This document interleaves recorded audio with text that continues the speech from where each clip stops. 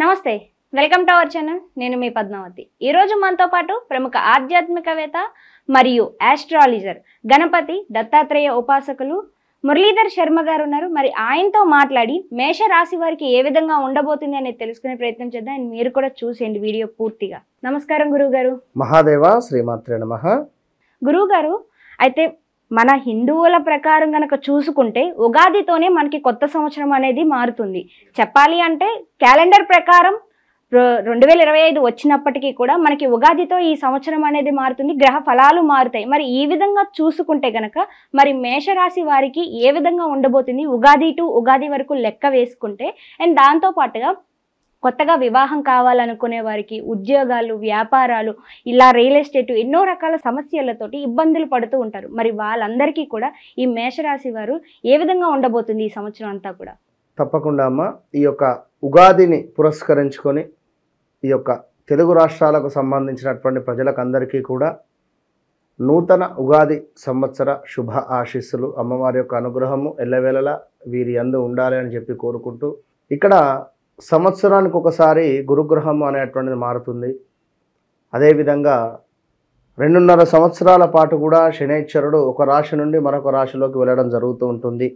ప్రతి 45 రోజులకు ఒకసారి కుజ భగవానుడు కానీ, చంద్రుడు 2 రోజులకు ఒకసారి మారడం కానీ, ఇలా ప్రతి గ్రహము అనేటువంటిది దాని టైం ప్రకారంగా మారడం జరుగుతూ ఉంటుంది.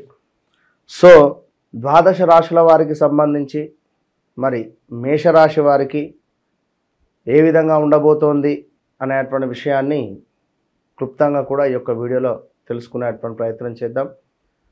మేషరాశి వారు అనగానే అశ్విని నక్షత్రము, అదేవిధంగా భరణి నక్షత్రము, కృతికా నక్షత్రము 1వ పాదంతో మొదలయ్యేటువంటి వారికి ఈ 2025లో విశ్వావసు నామ సంవత్సరానికి సంబంధించి గానుగా ఏలినాటి శని అనేటువంటిది వీరికి ప్రారబ్ధ శని అనేటువంటిది మొదలు కాబోతూ ఉన్నది. సో ఒక 11 నెలల పాటు 7.5 సంవత్సరాలలో రాబోయే 11 నుండి 12 నెలల పాటు కూడా పట్టిందల్లా బంగారంగా మారబోయేటువంటి పరిస్థితి. ఈ మాట ఎవరు ఎక్కడా కూడా చెప్పరు. ఏలినాటి శని అనగానే ఏదో భయపడిపోతూ ఉంటారు, లేదా మరొకటి. ఇక్కడ ఒక విషయం ఏమిటి అంటే వ్యక్తిగత జాతకం అనేటువంటిది ఒకటి ఉంటుంది.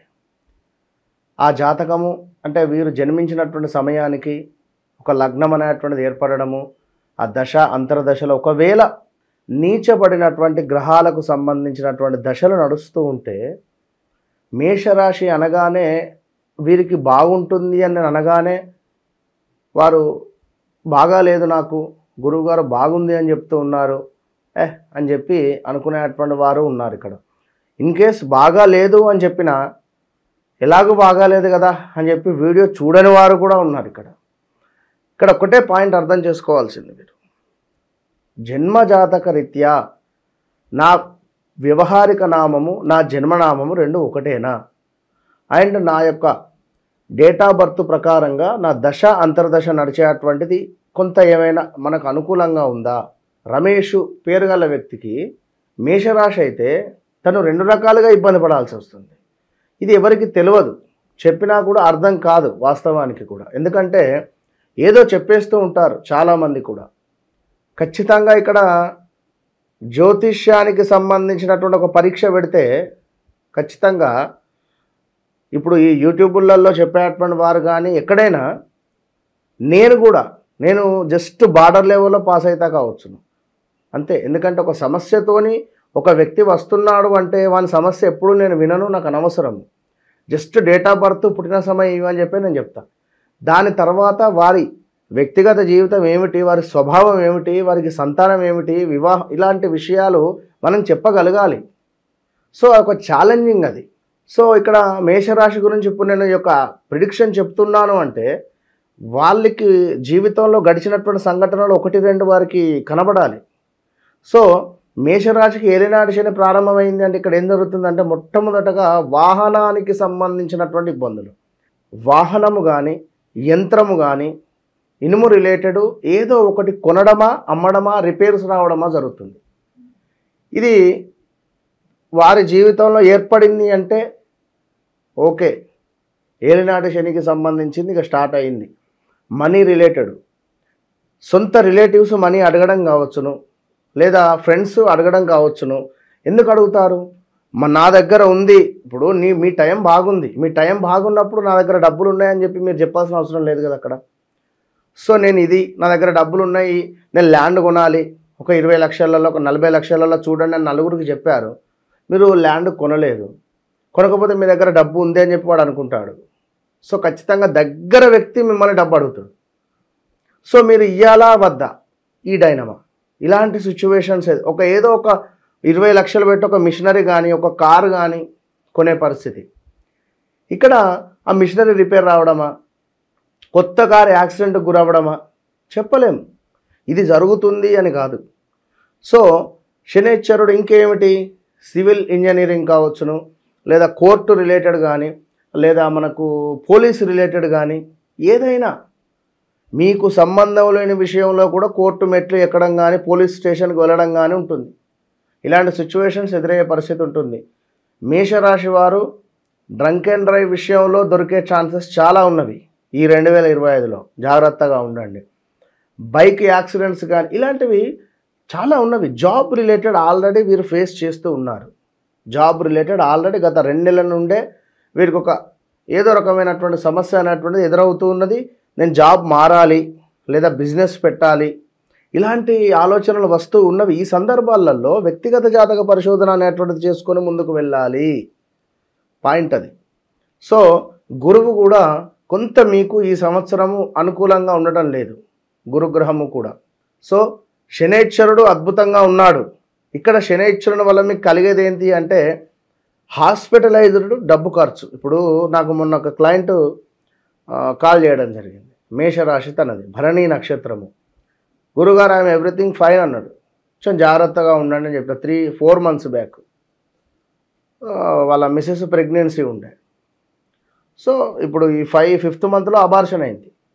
సుమారుగా 60 to 65 lakhs వారికి ఖర్చు అవ్వడం జరిగింది. పాపం చెప్పలేం కదా ఇప్పుడు దీనికి అనేటువంటిది, ఏం చెప్పలేం మనం. సో జాగ్రత్తగా ఉండండి కొంత, ఎందుకంటే పంచమ భావము ఆల్రెడీ శనేశ్వరుడు ఉన్నాడు, 7వ భావంలో సూర్యుడు ఉన్నాడు. సో పరస్పరము చూసుకుంటున్నారు. దశ నడిచేది కూడా సూర్యుడిలో శని ఎంటర్ అయింది. పంచమ భావం అంటేనే స్టమక్ రిలేటెడ్. సో అది బేస్ చేసుకొని నేను చెప్పిన సబ్జెక్ట్ ప్రకారంగా, అట్లా సబ్జెక్ట్ అనేటువంటిది దాని ప్రకారంగా ముందుకు వెళతారు. సో మేషరాశి వారికి అద్భుత గడియలు అని చెప్పవచ్చును. ఇక్కడ ఒక చేపకు ఎర వేసినట్టుగా మీ దగ్గర ఉన్న డబ్బుకు కానీ, మీ దగ్గర ఉన్న పనికి కానీ ఈ శనేశ్వరుడు ఎరవేస్తాడు. సో మీరు ఇక్కడ చాలా జాగ్రత్తగా ఉండాలి. ఇక్కడ ఫ్రెండ్స్తో గొడవలు జరుగుతాయి, ఇక్కడ బంధువులతో గొడవలు జరుగుతున్నవి ఈ ఇయర్. ఇక్కడ భార్యాభర్తలలో కొంత అన్యోన్యత లోపం వాటిల్లే పరిస్థితి ఉన్నది ఇక్కడ. సో వివాహం కాని వారికి వివాహం సెటిల్ అయ్యే యోగం ఉంది. బిజినెస్ పెట్టేవారు ఖచ్చితంగా జాతకరీత్యా ఈ బిజినెస్ నాకు సెట్ అవుతుందా చూసుకోవాలి. ఎందుకంటే ఫైర్ బ్రాండ్ మేషరాశి వారు అంటేనే అగ్నితత్వమైనటువంటి రాశులు. సో నేను పెట్రోల్ పంప్ పెడతా అంటే ఫైర్ యాక్సిడెంట్స్ అయ్యే ఛాన్సెస్ ఉంటుంది. సో ఇలా చాలా ఉంటుంది. సో నేను మిల్క్ రిలేటెడ్ బిజినెస్ పెడతా అంటే ఇబ్బందికరమైన సంఘటనలు ఉంటుంది. సో అలా చూసుకుంటూ ముందుకు వెళ్ళేటువంటి పరిస్థితి. సో ఓవరాల్గా మేషరాశి వారికి గురువు బలము కొంత అస్తమించబోతూ ఉన్నది.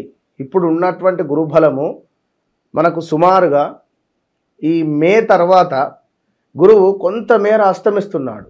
దీని వలన కొంత మనకు సమాజంలో గౌరవ మర్యాదలు తక్కువ అయ్యేటువంటి పరిస్థితి ఉంది. కొంత వ్యయము డబ్బు ఖర్చు అయ్యే పరిస్థితి ఉంది. శనేశ్వరుడు 12వ భావానికి వస్తాడు. 12వ భావం ఏమిటి? ఆకస్మిక ప్రయాణాలు, అన్ఎక్స్పెక్టెడ్ మనీ లాస్ అవ్వడాలు, సో ఎక్కడో ఇన్వెస్ట్మెంట్ మనీ చేయడాలు, ఎవరినైనా నమ్మి డబ్బులు ఇస్తే తిరిగి రాకుండా అవి కొన్ని ఏండ్లు అక్కడే పోస్ట్పోన్ అయి ఉండడాలు.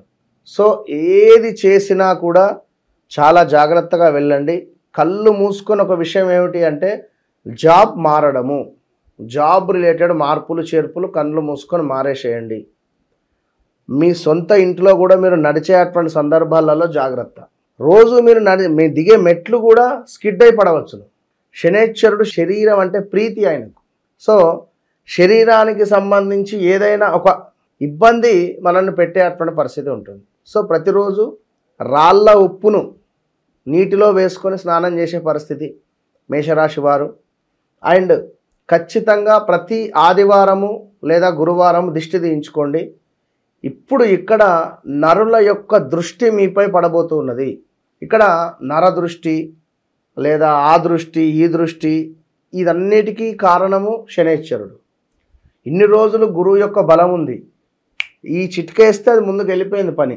ఇప్పుడు ఏం జరుగుతుందంటే ఈ చిట్కనే వేయాలి అంటే భయం అయ్యేటువంటి పరిస్థితి అవుతుంది మీకు. సో మేషరాశి వారు ఒకటే చెప్తున్నా, ప్రతి రోజు పడుకునేటువంటి రోజు ఇంట్లో ధూపం వేసుకొని పడుకోండి.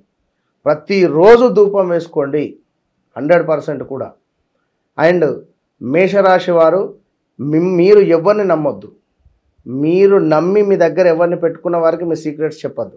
సో మీ సీక్రెట్స్తో మిమ్మల్ని భయపెట్టే పరిస్థితి ఉంటుంది, మభ్యపెట్టే పరిస్థితి ఉంటుంది. ఇప్పుడు ఆల్రెడీ 2024లో నెంబర్ ఆఫ్ ఛానల్స్లో నేను చెప్పా, ఏ అక్షరము కానీ పలానా అక్షరాలతో ఉండేటువంటి వారు కొంత జాగ్రత్తగా ఉండాలి అని చెప్పి. ఇప్పుడు చెప్తున్నాను, ఎల్ రిలేటెడ్ ఉండేటువంటి వారు, ఏ రిలేటెడ్ ఉండేటువంటి వారు, ఆ అక్షరము లా అక్షరం మీద ఉండేటువంటి వారు కొంతమేర చాలా జాగ్రత్తగా ఉండాలి. ఏది జరిగినా యాక్సెప్ట్ చేయాలి. శనేశ్వరునికి మన ఎక్కువ కోపం వస్తూ ఉంటే ఇంకింత మనకు ఆ యొక్క ఏలినాటి శనికి సంబంధించినటువంటి ప్రభావాన్ని ఎక్కువ చూపిస్తుంటాడు. సో మనం ఎప్పుడైతే యాక్సెప్ట్ చేసి ఓకే భార్యాభర్తలు గొడవ జరుగుతుంది, నువ్వు ఉర్రా తను ఉర్రా, ఎవరో ఒకరు తగ్గాలి. ఒక మూలమలుపు వచ్చింది, 2 ఎడ్లు వెళుతూ ఉన్నవి, ఏదో ఒక ఎద్దు కొంచెం వెనక్కి తగ్గితేనే కరెక్ట్గా టర్న్ అవుతాం. సో 2 టర్న్ అయితే ఎడ్ల బండి కింద పడిపోతుంది. సో వైవాహిక జీవితం కానీ పార్ట్నర్షిప్లో మీరు ఏదైనా బిజినెస్లో ఉండేటువంటి వారు కానీ మెచ్యూరిటీగా ఆలోచించి ఓహో ఇదంతా కూడా ఏలినాటి శని ప్రభావము. సో దీనికి ఏం చేయాలి, ఎవరైనా గురువును కలుద్దామా, లేదా నల్ల నువ్వులు దానం ఇద్దామా, ఏమైనా శనికి సంబంధించి కనుక ఇది చూసుకొని ముందుకు వెళ్ళండి. సో ఇంకా ఓవరాల్గా గురువు బలము తక్కువ అవుతూ ఉన్నది, శనేశ్వరుని యొక్క పీరియడ్ ఎక్కువ అవుతుంది. సో చాలా జాగ్రత్తగా ఉండండి. గురువు గారు, మరి గురువు బలం అనేది తక్కువ అవుతుంది అని అంటున్నారు కదా ఇన్నిసార్లు. అయితే గురువు బలం మళ్ళీ పుంజుకోవడానికి ఏమైనా చేయడానికి ఏదైనా రెమెడీ ఉందంటారా? శనేశ్వరుందే చేయాలి. ఇప్పుడు కేవలం ఏలినాటి శని అతందే నడుస్తున్నది. ఇద్దరు పెద్ద లీడర్లు ఒక హౌస్లో ఉన్నప్పుడు నేనంటే నేను అనుకుంటారు, అక్కడ ఖచ్చితంగా వాగ్వాదం ఉంటుంది. సో కొంతమేర మనకు ఎవరైతే సీనియర్ కానీ ఎవరైతే కొంత మనకు ఇప్పుడు ప్రజెంట్ ట్రెండ్ ఎవరైతే ఉన్నారో వారిని కాస్త పట్టుకోవాలి అంతే. శనేశ్వరుని పట్టుకోండి, ఎవ్రీథింగ్ ఫైన్ అంతే. నిజంగా గురుగారు చాలా చక్కగా వివరించారు. అయితే మేషరాశి వారు తగు జాగ్రత్తలు తీసుకోవాలి. మీరు చెప్పిన జాగ్రత్తలు తీసుకోవడం వల్ల మరింత మంచి ఫలితాలు అందుకుంటారు. అయితే అది మాత్రం చాలా చక్కగా వివరించారు. మీకు కూడా ధన్యవాదాలు గురువు గారు. మహాదేవ్.